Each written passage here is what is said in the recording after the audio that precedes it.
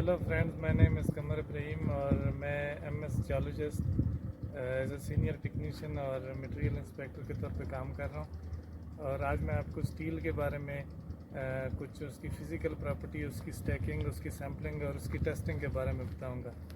और इसकी कुछ प्रॉपर्टीज़ है जो साइट पे विजुअल इंस्पेक्शन के लिए बहुत इम्पोर्टेंट है। किसी भी साइट सुपरवाइज़र के लिए या लैब टेक्नीशियन के लिए उनको नोट करना और उसको समझना। तो सबसे पहले इसकी फ़िज़िकल प्रॉपर्टीज़ और इसकी जो फ़िज़िकल कंडीशन है उसके बारे में दो चार चीज़ें हैं कि स्टील अगर आपके पास आया है किसी भी ब्रांड का किसी भी जगह से, तो उसकी जो सरफेस है वो रस्टी और उसके अलावा जो उसके ऊपर क्रैक्स या उसके ऊपर कोई क्रम्बलिंग वगैरह नहीं होनी चाहिए। जैसा कि आप हमारे बैक साइड भी ये देख रहे हैं, हम एक स्टील यार्ड में खड़े हैं। तो उसकी स्टैकिंग के बारे में मैं आपको ये बता सकता हूँ कि स्टैकिंग जो उसकी है उसके लिए सबसे पहले एक फाउंडेशन बनती है। और जैसा कि आप देख सकते हैं, उसके अलावा एक स्टील यार्ड बनता है जहाँ पे डिफरेंट साइज़ का जो स्टील हमारा प्रोजेक्ट पे यूज़ होना होता है वो उसमें मौजूद रहता है। तो उसके बाद आपकी फ़िज़िकल प्रॉपर्टी इसकी ये है कि इसमें इसकी सरफेस जो है वो रस्टी वगैरह नहीं होनी चाहिए। आप देख सकते हैं, इसकी कुछ चीज़ें मैं आपको बता सकता हूँ। ये हमारा हेरिंग बोन टाइप की स्टील है और ये मेन बार है। ये जो कलर इसका लगा हुआ है ये उसकी ग्रेड को और उसके अलावा उसकी आइडेंटिफिकेशन के लिए शो होता है। जो मैन्युफैक्चरर इसके ऊपर ये कलर लगाता है उसका पर्पज़ ये होता है कि वो इसके ग्रेड को मेंशन करता है। ये इसको इसके ये रिब कहते हैं इसकी।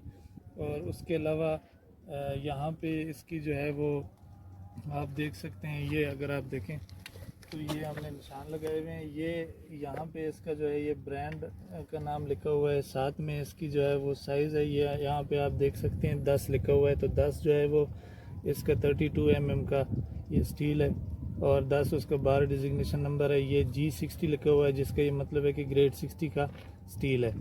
और उसके अलावा जो इसके बारे में सैम्पलिंग के बारे में ये इसके अलावा आप ये देख सकते हैं, इसके बारे में सारी डिटेल उन्होंने मैन्युफैक्चरर ने यहाँ पे लिखी हुई है, जिसमें उसके बैच नंबर, आइटम नंबर, उसके अलावा डिजिग्नेशन, साइज़ जो है, स्टैंडर्ड कौन सा यूज़ होना है, क्वांटिटी वगैरह सब चीज़ें लिखी हुई हैं। जो दूसरी इम्पोर्टेंट चीज़ है वो ये है कि इसकी सैम्पलिंग कैसे की जाए। तो ASTM का जो कोड है ASTM का जो कोड है 615A, उसमें इसकी सैम्पलिंग के बारे में उन्होंने बताया। जैसे आप देख सकते हैं, ये इसकी जो है साइज़ के उसका ब्रांड, उसका सारा कुछ यहाँ पे मेंशन है। आपकी सैम्पलिंग के अंदर उसका ब्रांड, उसका जो डेजिग्नेटेड नंबर है और उसकी ग्रेड आनी चाहिए। ये अकॉर्डिंग टू ASTM कोड आपकी 2 फुट की एक जो है वो एक साइज़ होना चाहिए। तो एक साइज़ में आपके पास 3 सैंपल होने चाहिए। मतलब एक अगर आप साइज़ की सैंपल लेते हैं तो वो नंबर ऑफ़ सैंपल जो है वो 3 होने चाहिए। और उसके बाद उसकी टेस्टिंग के बारे में मैं थोड़ा सा आपको बताऊं। वैसे तो काफ़ी डिटेल है उनकी टेस्ट में कि कौन से टेस्ट किस तरह होते हैं, उनके प्रोसीजर के बारे में। बट इसके मोस्ट इम्पॉर्टेंट जो टेस्ट है वो उसका बैंड है, एलंगेशन है और अगेन उसकी वो यील्ड और टेंसाइल स्ट्रेंथ है। तो ये टेस्ट उसके चेक होते हैं।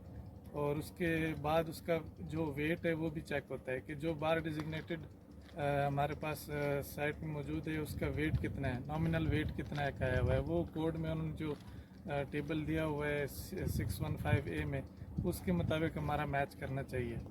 तो उसके बाद इसकी टेस्ट रिपोर्ट, इसकी रिजेक्शन और उसकी रीटेस्ट के बारे में मैं आपको ये बता सकता हूँ कि टेस्ट रिपोर्ट में इसकी सारी वैल्यूज़ लिखी होती है जो टेस्ट कंडक्ट हुए होते हैं। यील्ड स्ट्रेंथ हमारे पास इसकी चेक होती है जो कि 60 के यानी 60,000 PSI रिक्वायर्ड होती है ग्रेड 60 के लिए। और उसकी टेंसाइल या अल्टीमेट जो है वो 90,000 PSI रिक्वायर्ड होती है। बल्कि अभी जो नया उसका नई एडिशन आई है उसकी कोड की, उसके मुताबिक 80,000 PSI रिक्वायर्ड है उसकी टेंसाइल स्ट्रेंथ।